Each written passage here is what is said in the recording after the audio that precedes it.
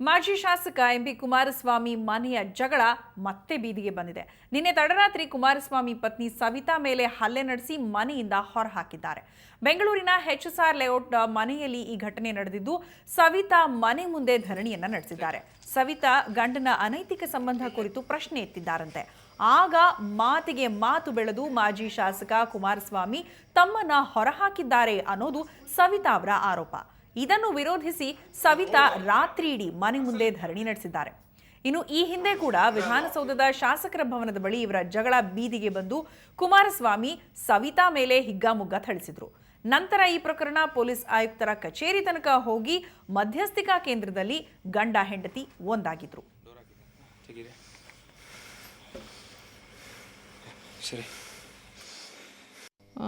ನಮ್ಮಿಬ್ಬರ ಮಧ್ಯೆ ಗಲಾಟೆ ಆಗಿತ್ತಲ್ಲ, ಅದಾದಮೇಲೆ ನಾನು ಧರ್ಮಸ್ಥಳಕ್ಕೆ ಬಂದು ಪ್ರಾಮಿಸ್ ಮಾಡಬೇಕು, ಈ ಥರ ಎಲ್ಲ ಕೆಟ್ಟದನ್ನೆಲ್ಲ ಬಿಟ್ಬಿಟ್ಟು ನನ್ನ ಜೊತೆ ಚೆನ್ನಾಗಿರಬೇಕು ಅಂತ ಕೇಳಿದ್ದೆ. ಹಾಗೆ ಅವ್ರು ಧರ್ಮಸ್ಥಳಕ್ಕೆ ಬಂದು ಪ್ರಾಮಿಸು ಮಾಡಿದ್ರು. ನಾನು ತುಂಬ ಸಂತೋಷವಾಗಿ ವಾಪಸ್ ಬಂದೆ. ಇವಾಗ ನನ್ನ ಹಸ್ಬೆಂಡ್ ಎಲ್ಲ ಕೆಟ್ಟದೆಲ್ಲ ಹೊರಟೋಗಿದೆ, ಇವಾಗ ನನ್ನ ಜೊತೆ ಚೆನ್ನಾಗಿರ್ತಾರೆ ಅಂತ ವಾಪಸ್ಸೇನೋ ಕರ್ಕೊಂಡು ಹೋದರು. ಬಟ್ ಅಲ್ಲಿ ಹೋದ್ಮೇಲೆ ಏನು ಹೇಳಿದ್ರು, ನಂದು ಇದು ದೌರ್ಬಲ್ಯ, ನಾನು ಇದನ್ನೆಲ್ಲ ಬಿಡೋಕ್ಕೆ ಸಾಧ್ಯನೇ ಇಲ್ಲ, ನೀನು ಅದಕ್ಕೆ ಅಡ್ಜಸ್ಟ್ ಮಾಡ್ಕೊಂಡಿರಬೇಕು ಅಂತ. ನೀವು ಯಾಕೆ ಬಂದು ಪ್ರಾಮಿಸ್ ಮಾಡಿದ್ರಿ ಅಂದರೆ, ನಿನಗೆ ದೇವ್ರ ಮೇಲೆ ನಂಬಿಕೆ ಇದೆ ತಾನೇ, ದೇವ್ರ ಶಿಕ್ಷೆ ಕೊಡ್ತಾನೆ ಬಿಡು. ಇನ್ನು ಈ ಮುಂಚೆ ಇವರ ಜಗಳ ಮೊದಲು ಗೊತ್ತಾಗಿದ್ದು ವಿಧಾನಸೌಧದ ಶಾಸಕರ ಭವನದ ಬಳಿ. ಆ ಸಂದರ್ಭದಲ್ಲಿ ಕುಮಾರಸ್ವಾಮಿ ತಮ್ಮ ಹೆಂಡತಿ ಸವಿತಾ ಮೇಲೆ ಥಳಿತವನ್ನ ಮಾಡಿದ್ರು. ಆ ಗಲಾಟೆಯ ದೃಶ್ಯವನ್ನ ನಾವೀಗ ನೋಡಬಹುದು. ಬೀದಿಯಲ್ಲಿ ರಂಪಾಟ ಆಗಿತ್ತು. ಆಗ ಮಾಜಿ ಶಾಸಕ ಕುಮಾರಸ್ವಾಮಿ ಹಾಗೆ ಅವರ ಪತ್ನಿ ಸವಿತಾರ ಜಗಳ ಜೂನ್ 23, 2016ರಂದು ನಡೆದಂತ ಬೀದಿಯ ರಂಪಾಟದ ಚಿತ್ರವನ್ನ ನಾವೀಗ ನೋಡಬಹುದಾಗಿದೆ. ಈ ಬಗ್ಗೆ ಇನ್ನಷ್ಟು ಮಾಹಿತಿಯನ್ನು ನೀಡ್ತಾರೆ ನಮ್ಮ ಪ್ರತಿನಿಧಿ ಚೇತನ್. ಹೇಳಿ ಚೇತನ್, ಆಗ ಕೆಲವು ತಿಂಗಳ ಹಿಂದೆ ಜಗಳ ಮಾಡ್ಕೊಂಡಿದ್ದಂಥವರು ಕೊನೆಗೆ ರಾಜಿ ಪಂಚಾಯಿತಿಯಾಗಿ ಒಂದಾಗಿದ್ರು. ಇದೀಗ ಮತ್ತೆ ನಿನ್ನೆ ರಂಪಾಟ ಆಗಿದೆ. ಹೆಚ್ಚಿನ ವಿವರ ತಿಳಿಸಿದ್ದಕ್ಕೆ ಸಂಬಂಧಪಟ್ಟ ಹಾಗೆ. ಅಂತಂದ್ರೆ ನಿನ್ನೆ ರಾತ್ರಿ ಒಂದು ಮತ್ತೆ ಗಲಾಟೆ ಶುರು ಆಗಿರುವಂತದ್ದು. ಅಂದ್ರೆ ಏನ್ ಇವರು ಕುಮಾರಸ್ವಾಮಿ ಅವ್ರು ಏನಿದ್ದಾರೆ, ಅವರು ತನ್ನ ಹೆಂಡತಿಗೆ ಒಂದು ತಾಕೀತನ್ನ ಮಾಡಿರ್ತಾರೆ. ನನಗೆ ಅದೊಂದು ದೌರ್ಬಲ್ಯ ಇದೆ, ಸಾಕಷ್ಟು ಹುಡುಗಿಯರ ಜೊತೆ ಹೆಂಗಸರ ಜೊತೆ ನನ್ ಸಂಬಂಧ ಇದೆ, ಅದ್ರ ಬಗ್ಗೆ ನೀನ್ ಯಾವ್ದೇ ರೀತಿಯ ಪ್ರಶ್ನೆಗಳನ್ನ ಕೇಳಬಾರ್ದು, ಅದ್ರ ಬಗ್ಗೆ ಮಾತಾಡಬಾರ್ದು ಅಂತ ಅನ್ಬಿಟ್ಟು ಮೊದಲಿಗೆ ತಾಕೀತನ್ನ ಹಾಕಿರುವಂತದ್ದು.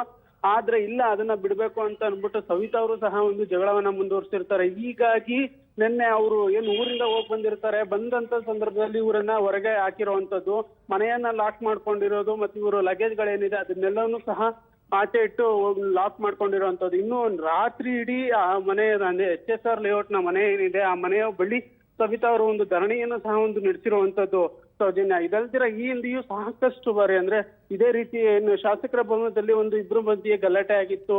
ಆ ನಂತರ ಪೊಲೀಸ್ ಮಧ್ಯಸ್ಥಿಕಾ ಕೇಂದ್ರದಲ್ಲಿ ಮತ್ತೆ ಒಂದಾಗಿದ್ರು. ಇವಾಗ ಮತ್ತೆ ಒಂದು ಗಲಾಟೆ ಶುರು ಆಗಿರುವಂತದ್ದು ಸೌಜನ್ಯ. ಓಕೆ ಚೇತನ್, ಈಗ ಏನ್ ಮಾಡ್ಬೇಕು ಅಂತ ಇದ್ದಾರೆ ಸವಿತಾ ಮುಂದೆ? ಮತ್ತೆ ಏನಾದ್ರು ಕಂಪ್ಲೇಂಟ್ ಮಾಡ್ತಾರಂತ, ಮತ್ತೆ ರಾಜಿ ಆಗೋದಕ್ಕೆ ಸಿದ್ಧರಾಗಿದ್ದಾರಾ? ಕುಮಾರಸ್ವಾಮಿ ಈಗ ರಿಯಾಕ್ಟ್ ಮಾಡ್ತಿದ್ದಾರಾ? ಏನ್ ಚೇತನ್ ಇದ್ರ ಅಪ್ಡೇಟ್?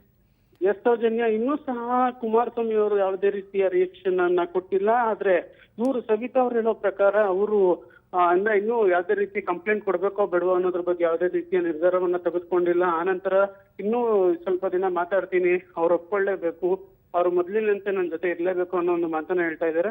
ಆಮೇಲೆ ಏನು ಯಾವ ರೀತಿ ಕ್ರಮ ತಗೊಂತೀವೋ ಇಲ್ವಾ ಅನ್ನೋದ್ರ ಬಗ್ಗೆನೂ ಇನ್ನು ಯಾವುದೇ ರೀತಿಯ ಸ್ಪಷ್ಟನೆಯನ್ನ ನೀಡಿಲ್ಲ ಸೌಜನ್ಯ. ಓಕೆ, ಇನ್ನು ಈಗ ಕುಮಾರಸ್ವಾಮಿ ಫೋನ್ ಅಟೆಂಡ್ ಮಾಡ್ತಾ ಇಲ್ವಾ, ಅಥವಾ ಅವ್ರು ಅಲ್ಲಿಂದ ಹೊರಗೆ ಬಂದಿಲ್ವಾ? ಯಾಕೆ ಅವ್ರಿನ್ನ ರಿಯಾಕ್ಷನ್ಗೆ ಸಿಕ್ಕಿಲ್ಲ ಚೇತನ್? ಎಸ್ ಸೌಜನ್ಯ, ಅಂದ್ರೆ ನಾವು ಸಹ ಸಾಕಷ್ಟು ಪ್ರಯತ್ನ ಪಟ್ವಿ ಅವರ ಒಂದು ರಿಯಾಕ್ಷನ್ಗೋಸ್ಕರ. ಆದ್ರೆ ಇದುವರೆಗೂ ಸಹ ಯಾವುದೇ ರೀತಿಯ ಫೋನ್ ಕಾಲ್ ಅನ್ನ ರಿಸೀವ್ ಮಾಡಿಲ್ಲ. ಇದಲ್ದಿರ ನಿನ್ನೆ ಅವರು ಬೀಗ ಹಾಕೊಂಡು ಹೋಗಿರುವಂತದ್ದು, ಎಲ್ಲೋಗಿದ್ದಾರೆ ಏನು ಅಂತಾನೂ ಸಹ ಇನ್ನೂ ಗೊತ್ತಾಗಿಲ್ಲ. ಹೀಗಾಗಿ ಸವಿತಾ ಅವರ ಸಂಪರ್ಕಕ್ಕೂ ಸಹ ಇನ್ನೂ ಅವರು ಸಿಕ್ಕಿಲ್ಲ ನಿನ್ನೆಯಿಂದ ಸೌಜನ್ಯ. ಓಕೆ, ಇನ್ನು ಸವಿತಾ ಈಗ ಆ ಮನೆ ಬೀಗ ಹಾಕೊಂಡು ಹೋಗಿದಾರಲ್ಲ ಕುಮಾರಸ್ವಾಮಿ, ಅಲ್ಲೇ ಮನೆ ಮುಂದೆನೇ ಧರಣಿ ನಡೆಸಿದಾರಂತ, ಅಥವಾ ಅವರನ್ನ ಹುಡುಕೋ ಪ್ರಯತ್ನ ಏನಾದ್ರು ಮಾಡ್ತಿದಾರಂತ? ಏನ್ ಮಾಡ್ತೀನಿ ಅಂತ ಹೇಳ್ತಿದ್ದಾರೆ ಈಗ ಮುಂದೆ ಸವಿತಾ? ಎಸ್ ಸೌಜನ್ಯ, ಅಂದ್ರೆ ಇವಾಗ ಆಲ್ರೆಡಿ ಅಲ್ಲೇ ಇರುವಂತಹ ಒಂದು ಕೆಳಗಡೆ ಒಂದು ಮನೆ ಇದೆ. ಅಂದ್ರೆ ಆ ಒಂದು ಮನೆಯಲ್ಲಿ ಇವರು ಸವಿತಾ ಅವರು ಉಳ್ಕೊಂಡಿರುವಂತದ್ದು. ಮತ್ತೆ ಇದಲ್ದಿರ ಇವಾಗ ಕಂಪ್ಲೇಂಟ್ ಅನ್ನು ಸಹ ಒಂದು ಕೊಡ್ಬೇಕು ಅಂತ ಮುಂದಾಗಿದ್ದಾರೆ. ಅವರ ಒಂದು ಕುಮಾರಸ್ವಾಮಿ ಅವರ ಹುಡುಕಾಟದಲ್ಲಿ ಇವಾಗ ತೊಡಗಿರುವಂತದ್ದು ಸೌಜನ್ಯ. ಓಕೆ ಚೇತನ್, ನಿಮ್ಮೆಲ್ಲ ಮಾಹಿತಿಗಾಗಿ ಧನ್ಯವಾದ.